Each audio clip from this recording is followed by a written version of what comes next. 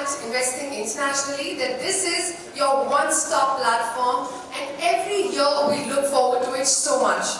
Moderated by an absolute expert, ladies and gentlemen, she's someone who needs no introduction. Please put your hands together for Miss Manisha Natarajan, Group Editor, Real Estate and Urban Development, CNBC TV 18. Thank you so much, Manisha, for joining us once again. Ladies and gentlemen, Manisha is an experienced broadcast journalist, and I'm sure you've definitely not missed her on TV.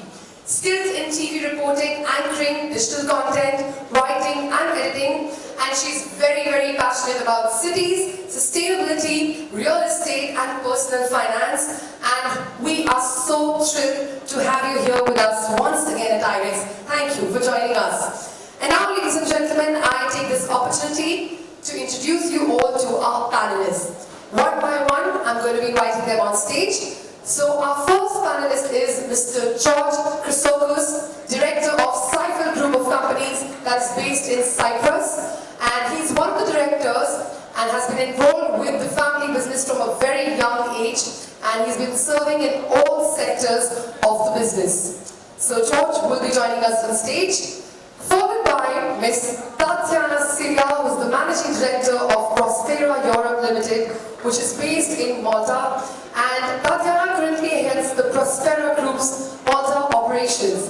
And her company has been approved by the Malta Financial Services, an authority to operate as a company service provider, and also as an approved accredited agent for the Citizenship and Residency programs.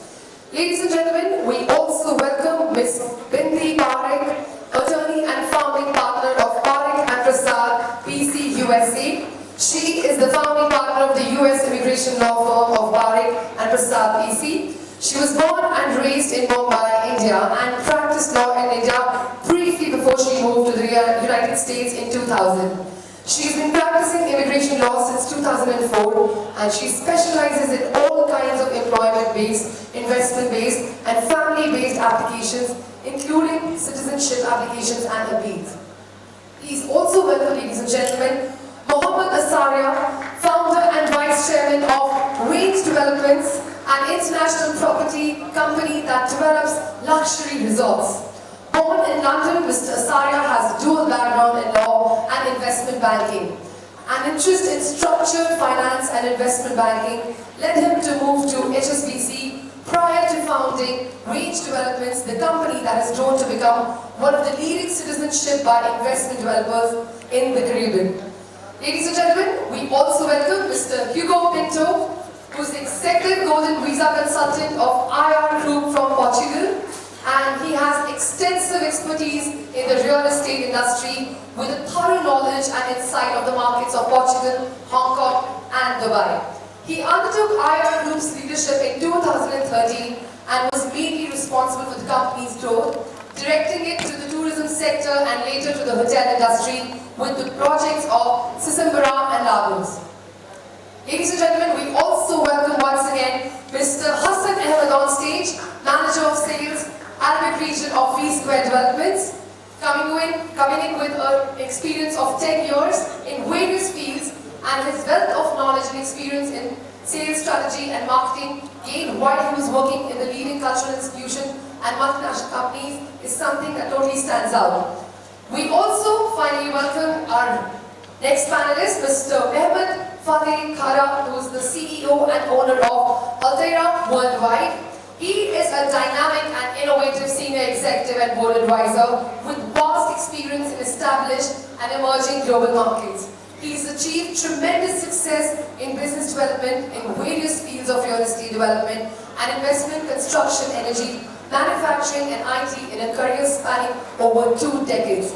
And we welcome Mr. Prashant, who is an advocate and Indian immigration lawyer with Ajmera law firm, and he's a well-known Indian immigration lawyer and Canadian citizen with more than 25 years of experience in the field of corporate and migration law and international training and assisting Indian startups to go global. First of all, a very good afternoon. It's wonderful to be here, and I can see the buzz, and I know why the buzz is happening because I'm a news person. 17 million Indians moved overseas in 2017. It's a huge market for all the participants here. In 2018, 5,000 high net worth individuals also moved overseas, which made headlines. I'm looking at the buzz outside and saying to myself, how much is IREX responsible for that? But well, we'll come to that later. Clearly, the awareness is increasing, and as Indians believe that, they would like to probably invest abroad, have a better lifestyle, maybe a better education for their children, they are looking at various options. My job today as a moderator is to basically ask and help you evaluate with the conversations that I have with my various guests here in which of the countries you might be interested in, because I'm assuming if you're here, you're clearly interested in either for yourself or somebody in your family or for a client to move and evaluate options of moving overseas. So welcome once again to the 5th edition of IREX, Residency and Citizenship Conclave. Let's start with a very, very simple question for all our panelists on what is the USP of their country? Why would they want an Indian to come and invest there? And what is it that they will offer in residency? That's going to be the basic question. I would request all of you to keep it short so that we can keep moving the conference and the conversation a little ahead. George, let's start with you. Cyprus, I've been there. Lovely country, beautiful sea, all around great weather. So, I mean, love it for a holiday. Why would anyone want to come, buy property, invest and stay there? What do you offer to Indians? I totally agree with you. It's a really beautiful country, so if you haven't been there, please go.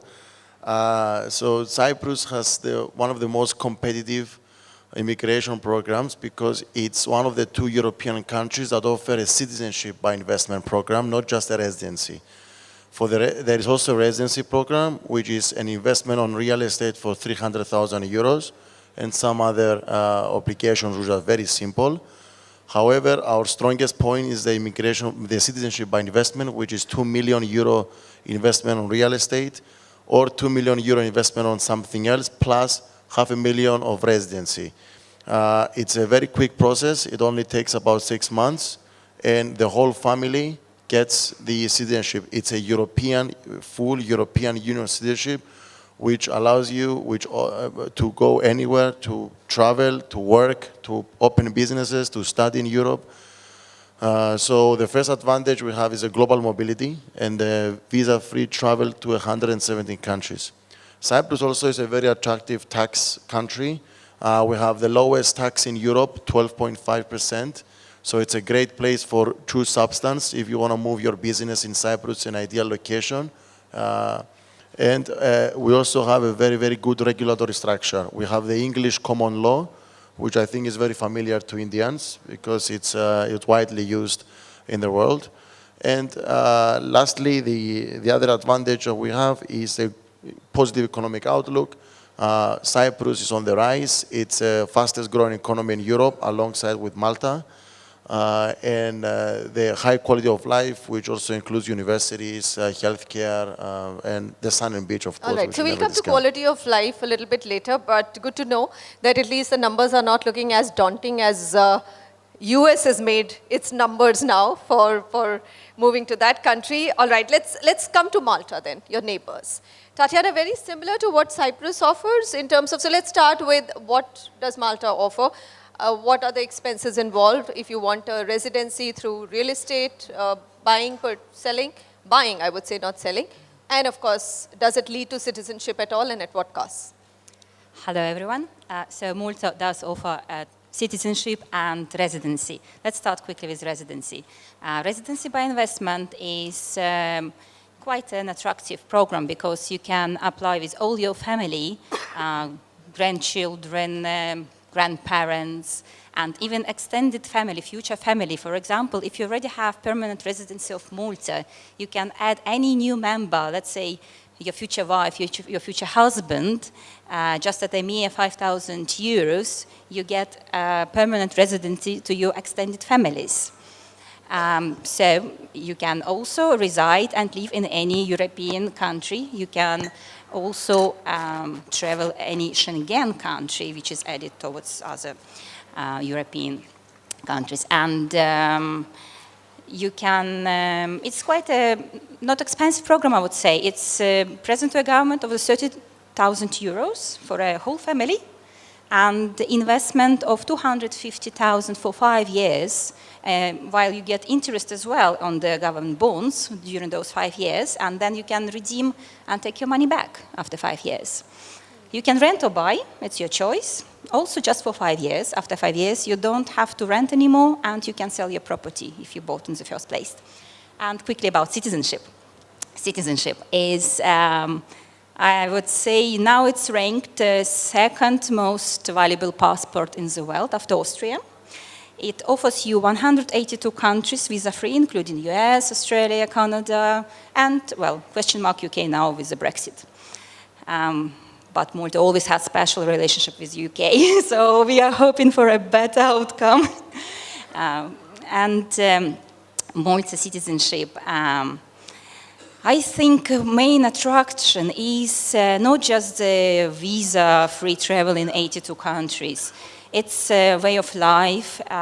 It's a very fast-growing economy, like George said, almost with the same level. Investments is huge in Malta. The property are going, if you invest in properties, it's 6.2% for the past 5 years, the property you can earn. It's a really big percentage.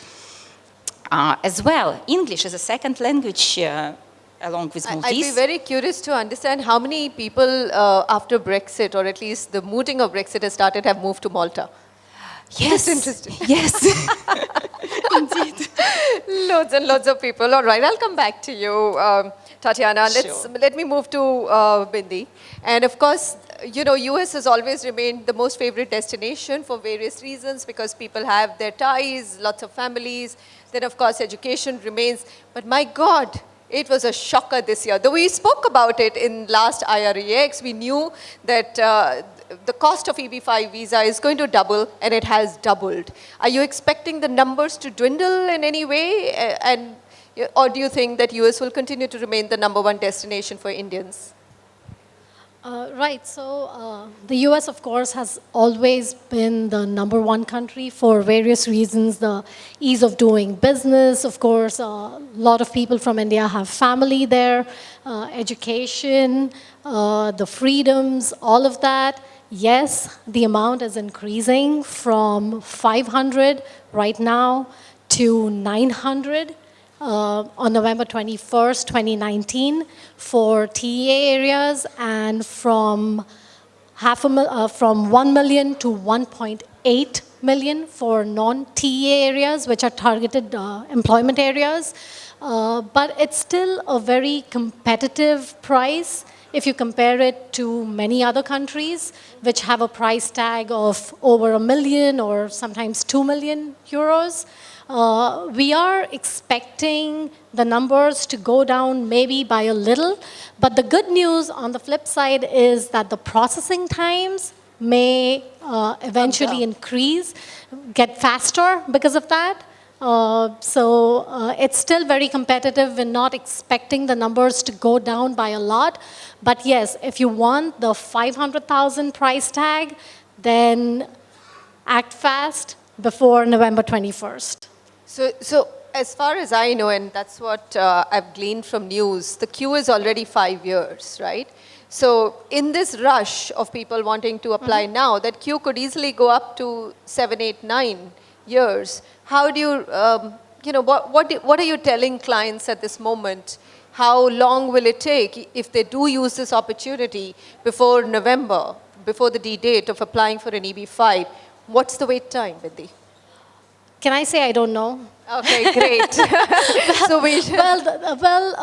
There's a lot of variables that go into it. Yes, the wait time is really long, but again, the processing time, USCIS is taking an abysmally long amount of time just to adjudicate the cases.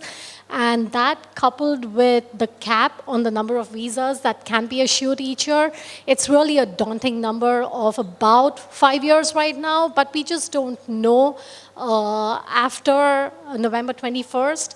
They are expecting, what we're being told is that they are adding people, they're training people, and at some point of time, there has to be some kind of fastness in the processing time. So right now, it's 5 years. Next year, it may just go faster. It's just a very, very hard conversation to have with clients because we just don't know. You don't know. So you have to be prepared for have 5 to be years prepared. plus, or maybe minus. Correct. Well, 2020 presidency is around. We Correct. could see Correct. a lot of changes around Correct. that time. Yes, yes. Hopefully But for the we're better. going to keep this very apolitical. Okay, Mr. Asaria, take us through your country developments and yeah, why would you be wooing Indians? Sure. Thank you very much. So I've been developing in the Eastern Caribbean since 2012, firstly in St. Kitts, then in Dominica, and now more recently in Grenada. We opened the Park Hyatt in St. Kitts in 2017, and we're opening the Kempinski Dominica in a few weeks' time. And over the last 3-4 years, I've been coming to India, and I've been seeing the interest in the Eastern Caribbean states grow. Some of the key reasons: it provides a second citizenship for certain individuals that may be quite useful. It allows individuals to travel the world visa-free, without hassle, certain tax benefits, your families can be included, and it's all relatively inexpensive. It's a $250,000 price tag. Now, the uptake for St. Kitts and Dominica wasn't as great in India as other jurisdictions. However, in our most recent project in Grenada, I mean, it's fair to say the demand has been exponentially greater. And I think that's really because some of the reasons that my colleague just touched upon. Grenada has a very close relationship with the United States. In 1989, it was granted something called the E2 Visa Treaty. And I'm not sure if many of you are familiar about that, but that basically states that citizens of Grenada can make a further investment in the United States, and there's no number on it, it just has to be deemed significant. And I've seen that from as low as 150,000 upwards. And once you make that investment, you apply at your local consulate in the country of your residence or the country of your citizenship, which is now Grenada, and you're able to obtain an E2 visa, which is a renewable 5-year visa for you and your family, which allows you to invest and reside in the United States. That also provides your children with access to the educational benefits. Again, depending from state to state, these vary at university level, but below 18 at high school, it's consistent with other residents, which is at no cost. And that is really bringing the number of Indian inquiries we're receiving has increased significantly. These on after application, it's a 2 to 3 month process to obtain your E2 visa.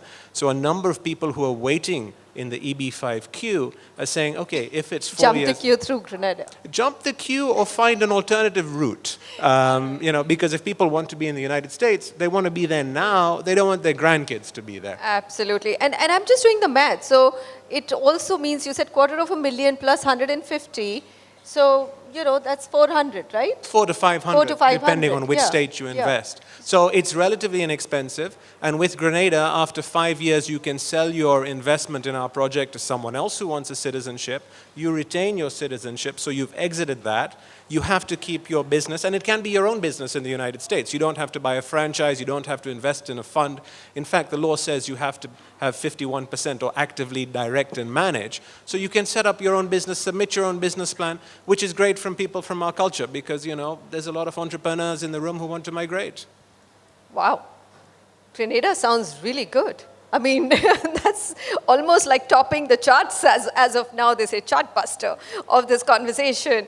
All right, Mr. Pinto, Portugal. My God, the number of Indians who are looking at Portugal and Lisbon. I'm wondering what. I mean, I was hoping to go this year and crack the puzzle on Lisbon, but I couldn't. So here you are. Let me know, what is it? I mean, suddenly it's very high in drawing room conversations of at least the wealthy Indians that I once in a while get invited to. Not often, but once in a while. Good afternoon to everyone. Portugal is now in the mouth of the world. We are open to the world. We are a very old country, very nice people, very good food, a lot of sun, beach. It's a very nice country. In 2012, we start the Golden Visa program. The government starts. I work also since 2012 in this project.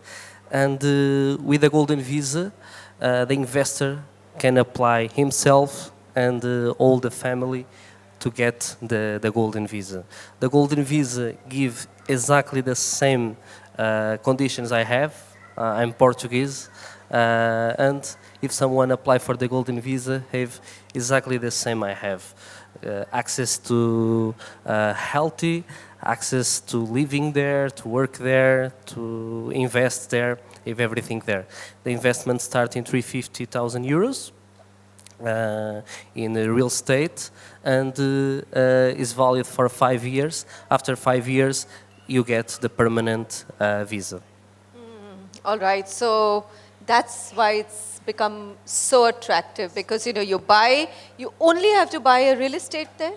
Yes. Any real estate, 350 million euros and a little bit above? 350,000. Sorry. Yeah, I just thought that was a huge number.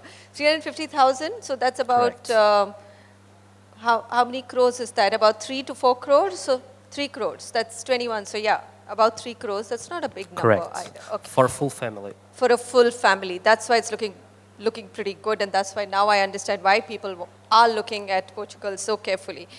Okay, let me go to my next panelist, Mr. Ahmed. Yep. Just call me Hassan. So I know that Hassan is fine, then great. Arabic region of V2 development. So does Dubai, Qatar, all of it comes under this? That's true, yes. Okay. Yes. Would you not be representing one or the other country, or you represent No, all of we them are together? a Greek development company, so we are actually... So where all are you present first? If you can run our audience through that and then take us through. Okay, so hello again, whoever came after my presentation. We are V Square Development, V2 Development.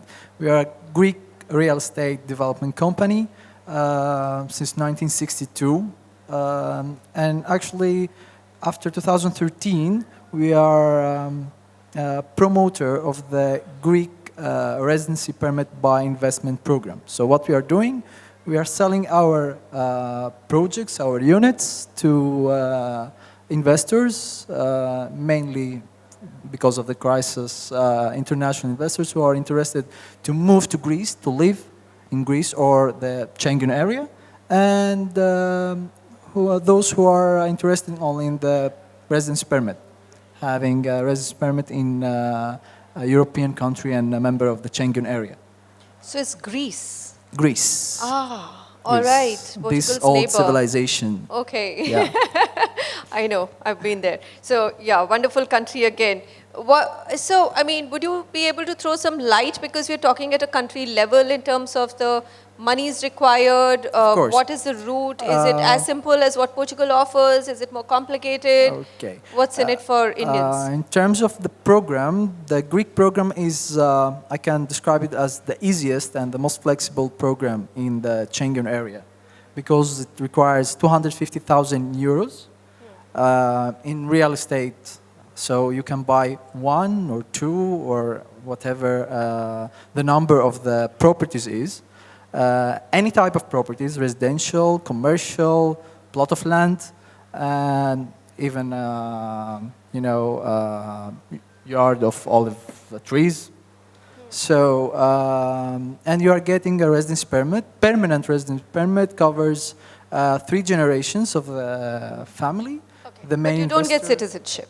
No. However, the residence permit by investment leads to the citizenship, leads to the migration law of citizenship in Greece, which means after 7 years, the main investor has the right to apply for citizenship, and after meeting the citizenship requirements, and the children, after 6 years of studying in a Greek school, whatever it is, public or international private school, they are getting the citizenship automatically.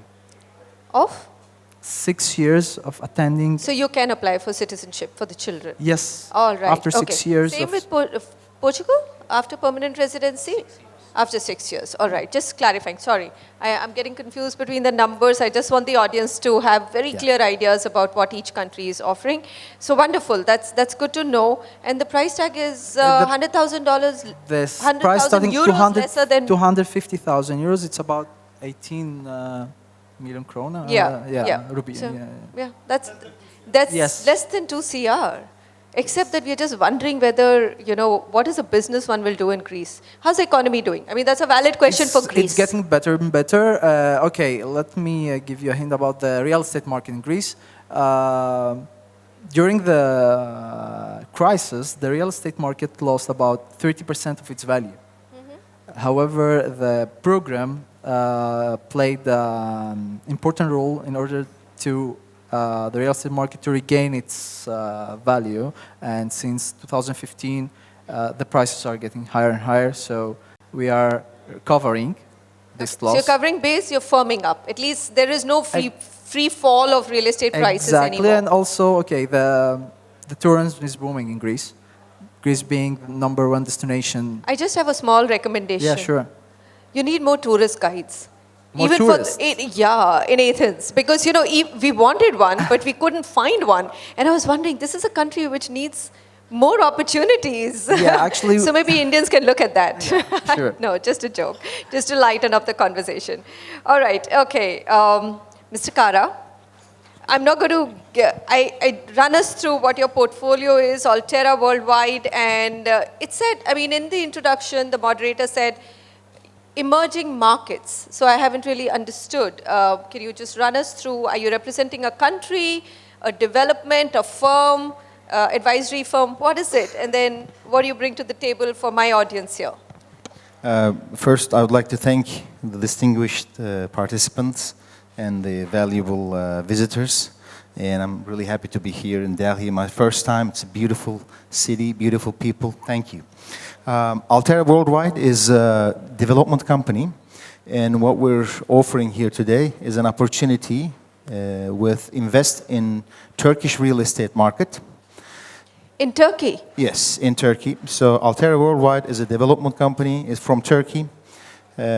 We are also developers in the US, participating in the EB5 program as well. But today, here, our main participation is for Turkish real estate program and what it offers, what are the advantages. I have a presentation here at 3 p.m., which I will explain it in detail. Why should we be looking at Turkey? That's the, what is the sales pitch to Indians? Why Turkey? What's the cost, number one? Number two, what do you offer in terms of residency, citizenship, etc.? Yes, Turkey is one of the late comers to this market, actually. Up until last year, for you to become a citizenship through a purchase was $1 million US. I used to be a government official who served in the real estate housing sector. So we worked really hard with ministers and other government officials to make this limit come down to $250,000. Our country is beautiful. The economy is vibrant. We have beautiful cities with great infrastructure.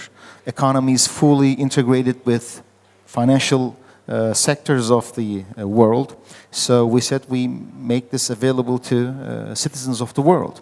So Turkey right now is the cheapest in the world by offering $250,000 US, purchase a property, and then you become eligible to become a Turkish citizen. Turkish citizenship. No residency, straight citizenship with Turkish passport. Turkish passport allows you to travel 117 countries in the world visa-free, and about 50 countries with e-visa, very easy, like I come to India with e-visa. And we have a growing relationship with India. In 2018, the total trade volume was $3.5 billion US. Before that, $5 billion US. For the last 3 years, we have 115 Indian companies registered in Turkey to do a business. So we need to develop more bigger Indian community in our major cities. Beautiful. Which are your major cities other than Istanbul? Ankara, the capital, Izmir, Antalya. Especially Antalya and Izmir is very popular in Indian community right now because there is a growing trend for the last 4 years. Many Indian families are preferring Turkey to come to Turkey to have their family weddings. So this is a growing trend. And with this program, we're hoping that it would also establish a different mindset for some Indian families to come to Turkey, establish their lives, and so forth. I have many details to share with you. So convince me that politically it's calm right now in Turkey, because that's what worries us about Turkey. Yes. As you know, it's fantastic. The $250,000 US is, Yes. of course, the most reasonable of all costs. You're saying citizenship immediately, but the political turmoil, the change of government, and all of that is going to be an uncomfortable factor for Indians. Exactly, I appreciate And predominantly being also a Muslim nation. So how we are a Hindu nation. It's a question. I'm sure it's on people's mind. So I'll do all the hard questions on behalf of everyone. Please, I appreciate this question because Turkey has been very stable politically for the last 15 years. It's a fully established Western democracy with institutionalized government agencies in place, and and we don't have any political turmoil for the last 15 years because of the government in place with the democratic elections. So. You're very convinced about your democracy, I can see. Yeah. I wish we were so convinced. But all right. But sometimes news, when you read from outside, seems far more agitational. You feel that there must be a lot of agitation happening. There must be a lot of protests happening on the streets there. I'm not so sure what's the status now. But yes, every Turkish airline, every flight, at least from Delhi to Istanbul, there isn't a seat free ever. That's for sure. So business is growing, which means business at least finds it safe. It's whatever political turmoil you have is at least not touching that aspect of it. All right, Prashant Ajmera. I always go to him last because he's such an expert and he helps me encapsulate everything in a much nicer way. So many opportunities, so much demand in India. Right now, HNI is definitely, most of them are looking for at least some sort of a second base, if not just completely leaving the country, but definitely a second citizenship or a residency. Evaluate all the options for us. I mean, all of them look fantastic, but in terms of, let's start with setting up a business. I'm going to come question by question, right? So if you were to look at, I have a pool of money, I would like to, moving abroad is not an easy decision. I also want to work, right? If I needed to invest, which are some of the good options? And create a business. See, let me just introduce myself. My name is Prashant Ajmera. I'm a Canadian citizen and Indian lawyer and involved with the residency and citizenship program since last 25 years. All the programs are good programs, but every program has its own unique selling points, I would say. Say, a gentleman was talking about the program Turkey. One of the points which he didn't mention about that between the Turkey and United Kingdom, there is a business agreement is there. So if you become a Turkish citizen, you can establish your business in United Kingdom, and that's the selling points for Indian. Okay, that's a fantastic selling point. So that's the unique selling points. Like we're talking about the Grenada. So why the Grenada? Well, Grenada, probably we know that all these islands because of the cricketers like Vivian Richards and Brian Lara. But the Grenada programs offers you an E2 visa to an USA. And so that's why this program is attractive. When you're talking about the business, if we are talking about the business, in setting up, it depends where you are doing the business as an Indian businessman. If you are doing a business in European countries, probably you want to look at like a Malta or a Cyprus. If you are doing the business in in North America, then you want to look at it at the America or Canada or other Latin American programs. Brazil has also a business program. So depending on your requirements, you have to look at it specifically. We cannot say that one program is good against the other ones, but it has to be looked at from your perspective that whether it meets your requirement or not. And believe me, the Malta and Cyprus are equally a good program, provided you are a businessman who is expanding your business to US, to European countries, whereby Malta and the Cyprus both would like to become a Hong Kong and Singapore of Europe, because both islands, tiny islands, but offers the visa-free travel. Not only that, but the tax benefit is great. And for the businessmen, as you are asking the questions, one very big point I make in all my presentation is that the Chinese businessmen, Taiwanese and Korean businessmen has taken an advantage of residency and citizenship in a great way by obtaining the residency and doing the business. So if you are a businessman in Delhi, and now you are competing with a Chinese businessman, he has his residency of one of the European countries, he has his warehouse there, company there, he's doing a local business, and now you want to do an export from India, how are you going to compete with them?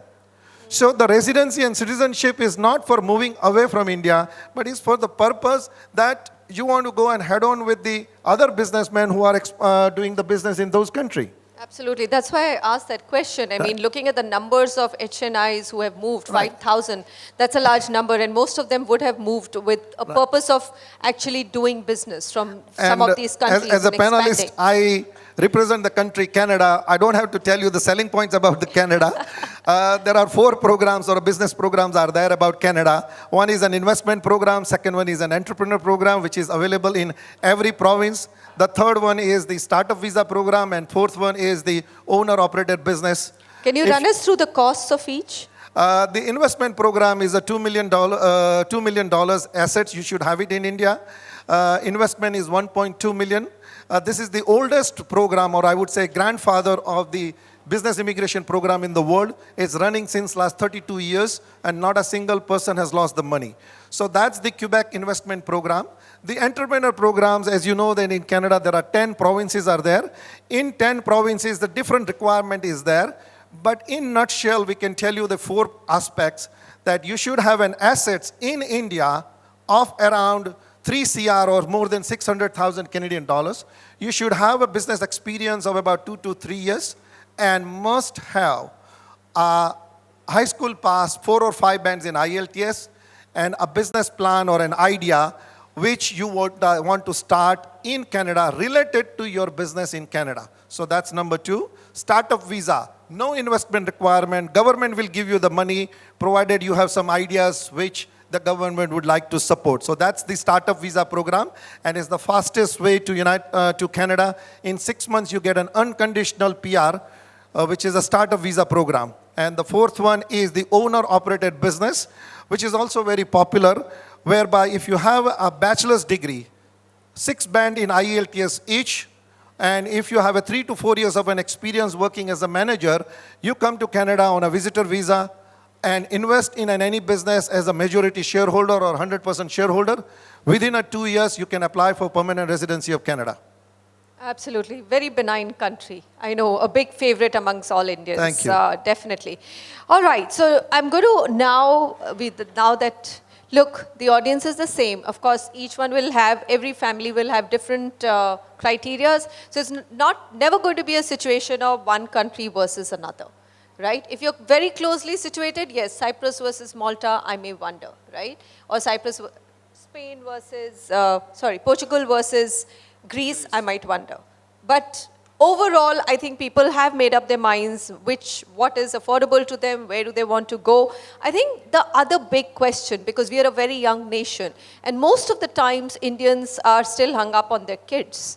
They want a great life for their children, and they're willing to give up everything for that. I don't know why that happens, but we are. We are just a community which is crazily fixated on our children and a better life for them. So tell us, I mean, in terms of education within your country, George, how would you rate it? And what are the opportunities? I mean, not everyone can start a business. US and Canada are so exciting both for education and the fact that our children can expect to settle down there, get good job offers, and therefore it's worth spending that much money. What about Cyprus? Yes, Cyprus is an educational center, and if I tell you that it's a population of less than 1 million people and we have 50,000 students, so 5% of the population of Cyprus are students. Most of them are foreign students. But what I've heard is that most people in Cyprus who can afford it actually move out of Cyprus for higher education. Yes. And India is actually one of the places where they come to as well. Cypriots in India? Yeah, maybe not, but... That would be interesting. Okay, a quality of education is good. The advantage of the Cyprus program is that it gives you, apart from the excellent Cypriot education system with 7 private universities, it gives you European mobility. So you can get a Cypriot citizenship, and you can attend a university in Germany, in the UK. Let's see what happens after Brexit, but in the UK as well, in France, anywhere in Europe, and you are treated as a European student, which means free tuition, especially in Germany, for example. Yes. If you're a European student, you get free tuition. So we open borders. Cyprus is a small country, but the benefits is not just within the small countries. They are international benefits. They are European benefits. So that's a question answered. That yes. It's not just Cyprus. You actually then get eligible for education all around Europe. Yeah, for right? example, if you're a Cypriot citizen, it costs you £9,000 per year to study in the UK. If you are not, it costs you £25,000. Yes, so that's a wonderful example that you've given us. As an example, yes. Okay, fantastic. Tatyana, similar yes, quite similar. Once you have Maltese citizenship, you can get your education in Malta, which is very good education. We have UK-based education system since we're ex-colony. And as well, if you want to move to Germany, to Italy, to France, you can study there, like all any EU citizenship. Let me ask you a question. So once you have residency in Malta, can you then, after a couple of years of staying there, actually buy real estate anywhere in Europe as well? Is that a route to it or no? With the residency? Yes. Or citizenship? With the citizenship, yes. With citizenship yes, you can. Yes. Then you become a EU citizen, right? Exactly. Okay, fantastic. All right, I'm going to come back to Ms. Parikh, Bindi. So, no tough, difficult questions that you don't have answers to. Nobody has answers to that question. But in general, I mean, what has happened in this uncertain period of EB5 now, post-November? What is it? What is the big message that you're taking to Indian clients who are still looking at EB5? That's my first question. Number two, the big worry that a lot of Indians have is that, look, you may invest in a real estate project. Everyone comes and convinces you that it's very safe, but there is no safety. And as a lawyer, that is what I want to hear from you. I mean, how do you really go about finding that perfectly safe project where at least your money comes back to you, if nothing more? Forget about what you may get as a return, but at least you get the capital back. So the first question was the message to Indian clients about why they should still invest in the US, just considering all of the uncertainty. Well, it is still the #1 destination, and yes, there are glitches in the project, but in the processing times. But if you compare it to other US visas, especially the non-immigrant visas, or even if you compare it to immigrant visas, if you're waiting in line for your family to sponsor you, if you have That's, a I think, sibling, 12 years. No, it's not. It's about 17 years. It's 17 yes. years now? So wow. if you're waiting, if you have a sibling. Clearly, I'm not making it to the US. No, yeah, so joking. if you have a sibling, then you're waiting for 17 years to get into the US based on that. Even the other categories, if you have your parents who eventually, if you have a sibling and the parents, sometimes you think that if your sibling who is a US citizen sponsors your parents who get their green card, and 5 years after that, they become citizens and then they can sponsor you, that is still a very long wait. You would still be waiting 10 plus years for that to happen.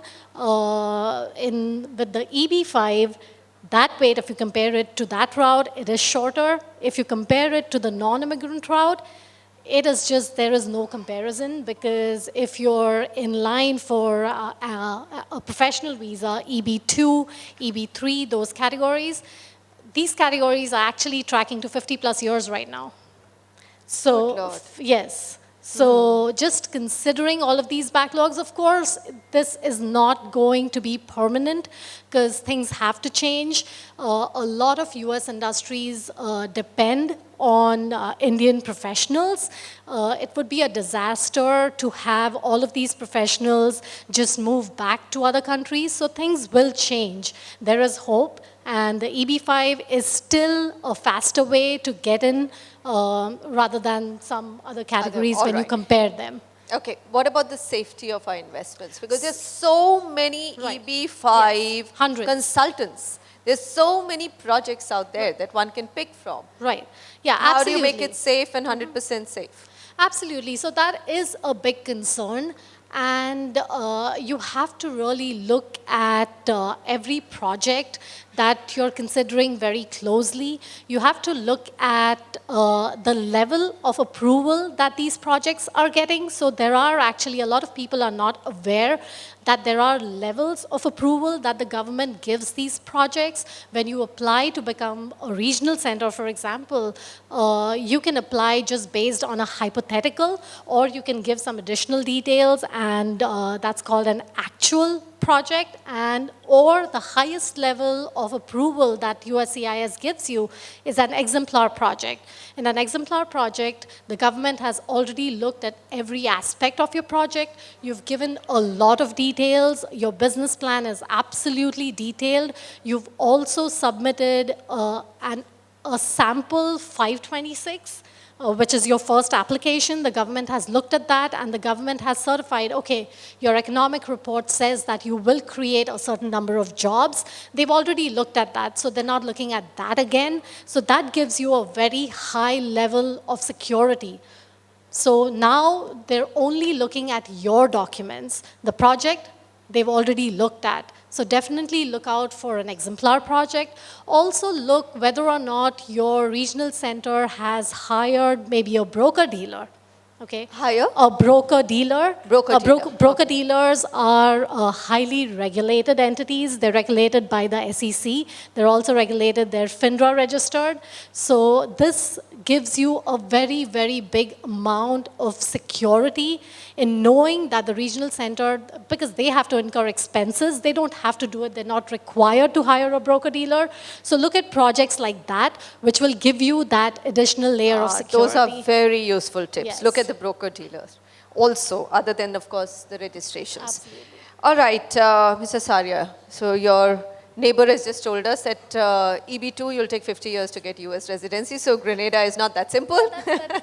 No, that's a different That's visa. E2, sorry, that's a So different E2 visa. is 6 weeks, EB2 is 50 years. Ah, okay. Does not give you a green card. Okay. So okay. basically Doesn't the B matter. makes all the difference. But all right, so that's for, I'm not going to quibble about the details. That's for people to look into before they take a decision.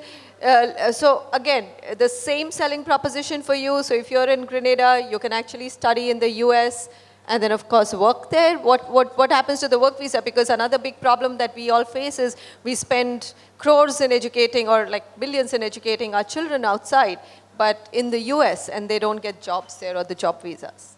Okay, so let's also look at one thing. Before we talk about the US education, let's talk about Grenada education. Okay. Now, we're a small country with 150,000 people, but we have something called St. George's University, which has 15,000 foreign students, and it's one of the largest offshore medical universities, and actually provides the largest number of undergraduate doctors into the United States every year. Really? How many Indians? I'm sure Indians have already discovered it. There are a lot of Indians. There's a lot of people from the subcontinent, from the Arab world. You'll be very surprised. And once you've qualified or done your undergraduate at St. George's, they have relationships with all the teaching hospitals, and you can go and do your residency without any further So is it only for medical? What about other fields? Oh, no, it's a full discipline. But, you know, given our affinity with medicine in India, yes. that's why I'm stressing on that point. But there's humanities, there's business, there's faculty of arts, so there's a whole bunch of things.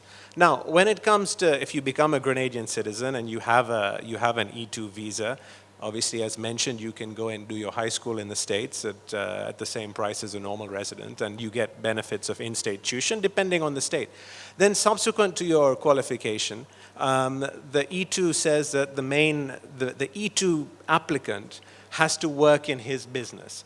So what a lot of people do is they put the business in the name of their spouse, allowing the main applicant to then work freely anywhere in the United States.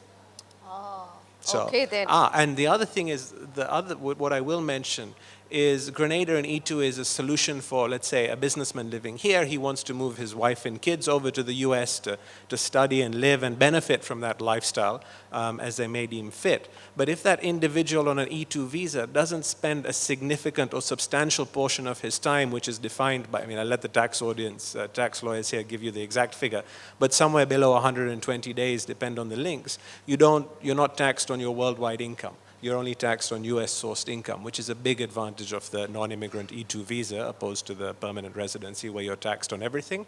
And everyone knows once you're in the US system, you're in the US system, you're not coming out of that tax system. Oh yes, absolutely, and tedious tax processes, but you get used to it over time. But thank you very much, that was very interesting. All right, Mr. Pinto, very quickly in terms of education, again, is just EU, because, you know, Portugal, we do have a language barrier. Portuguese. Yes, we have a language barrier, not you. You clearly in your country ruled with that language. No, my question is that, you know, there is this hesitation that Portugal, what I'm looking at is becoming more and more a destination for Indians whose children are either in the US or Europe, and therefore they just want a great life and a comfortable life. They already post their 40s, etc. Is it for young families? I mean, what's the education scene? Can I live in Lisbon? Are there English-speaking schools there? What are the costs, etc.? Yes, we have international schools in Portugal for children, for young people, for universities. By the way, half of your universities are full in English, so it's easy to go there. And we have systems in Europe.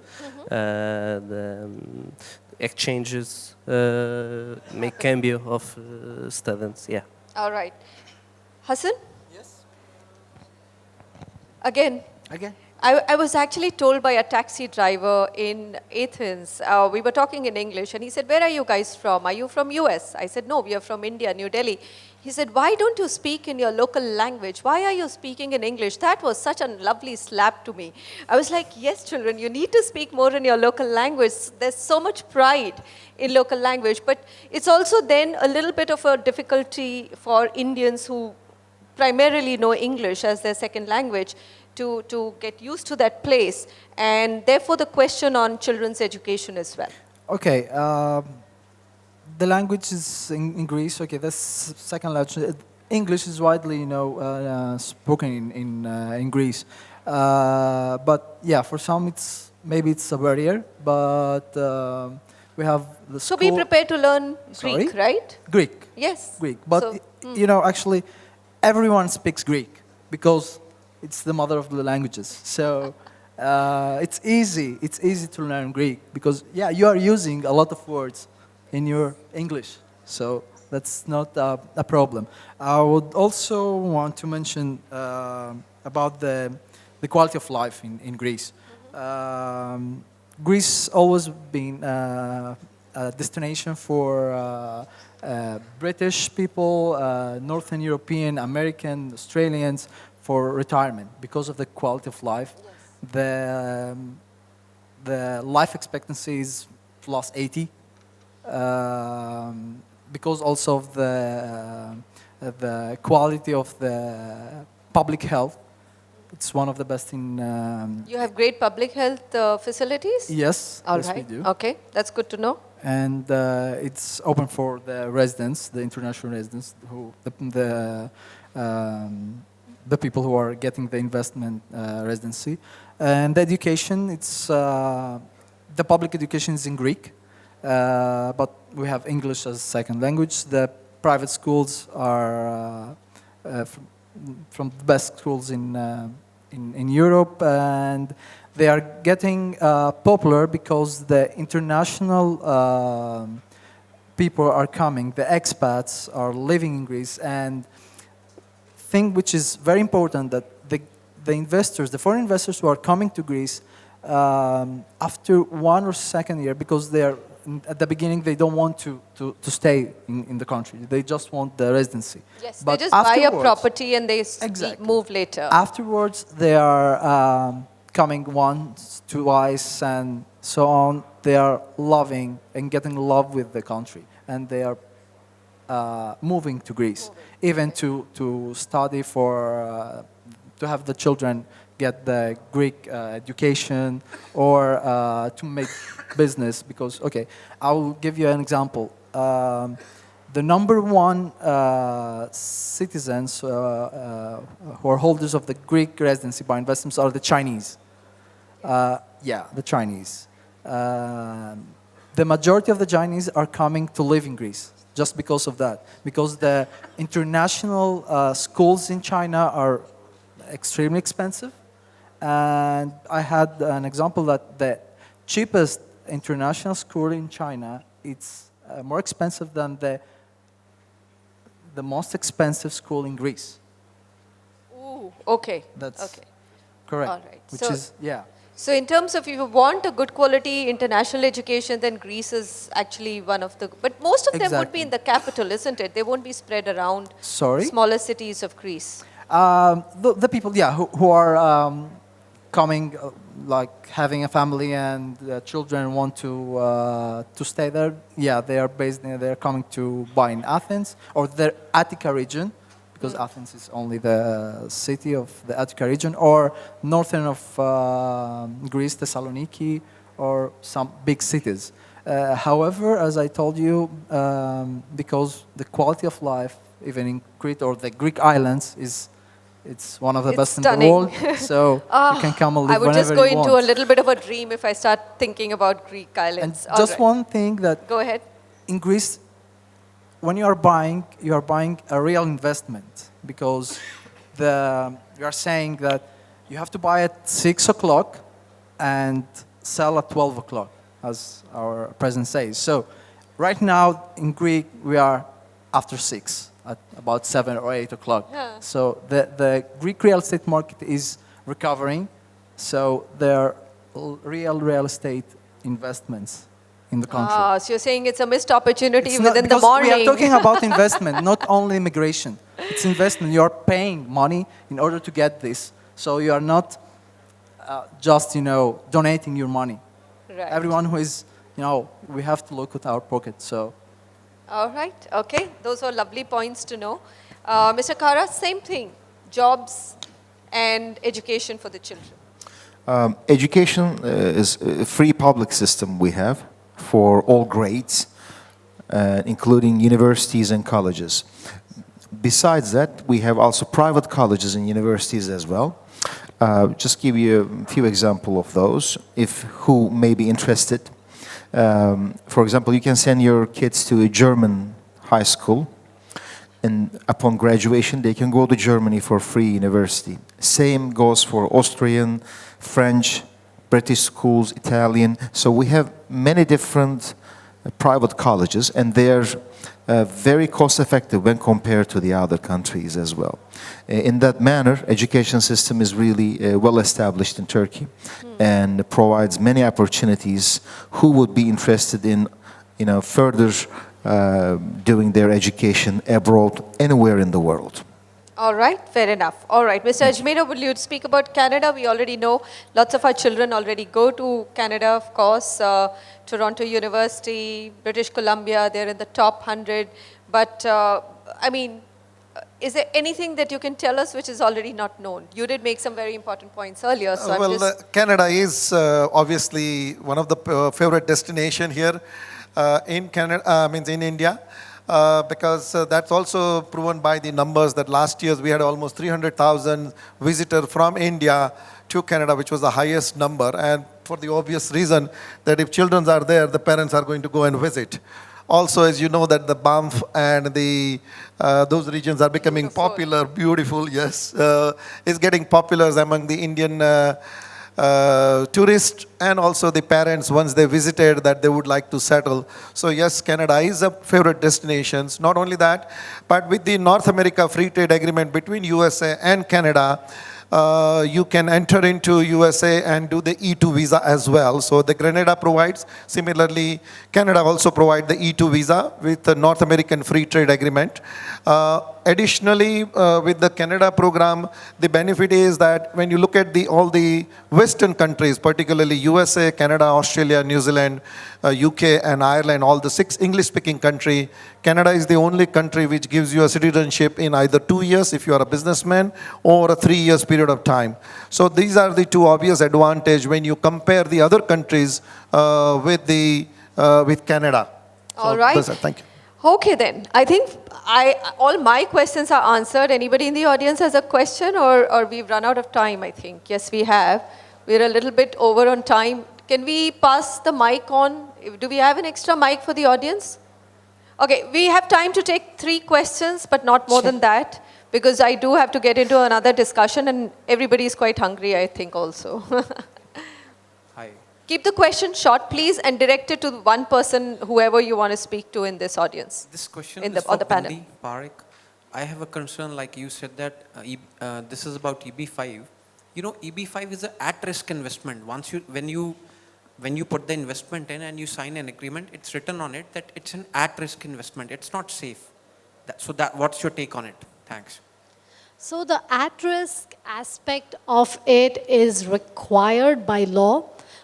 It's like any business that you invest in. If you invest in a business right here in New Delhi, it's your risk, right? It's subject to market profit or loss. So it says at risk, and that is required. So any project that gives you a guarantee on the returns, the government has to deny your green card. So that's why you look at all of these aspects that I spoke about when you're choosing a project. Look at how secure your money is just based on the project.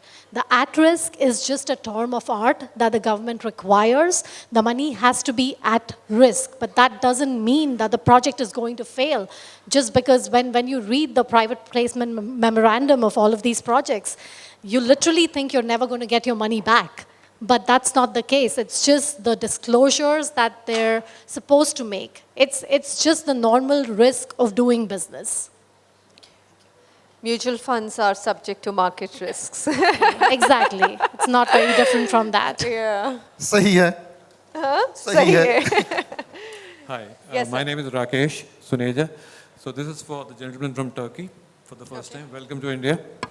Okay, so this investment leads to citizenship. In what span of time, and are there any conditions attached in terms of taxation or any other physical requirements which lead to citizenship? Thank you for your question.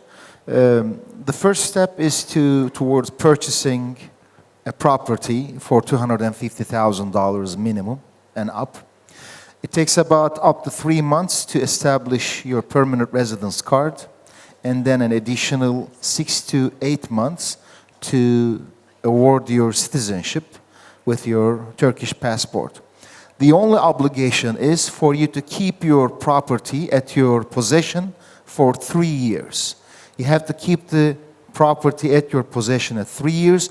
At the end of the 3rd year, you can sell it and get your money back with premium, most probably, and then keep your citizenship lifetime. And when you purchase the property in Turkey, you receive a freehold title. Title is one of the strongest official document in Turkey. You can keep it for lifetime. It can be inherited, so the property is yours. You can enjoy living there. You can enjoy receiving return income from your rental.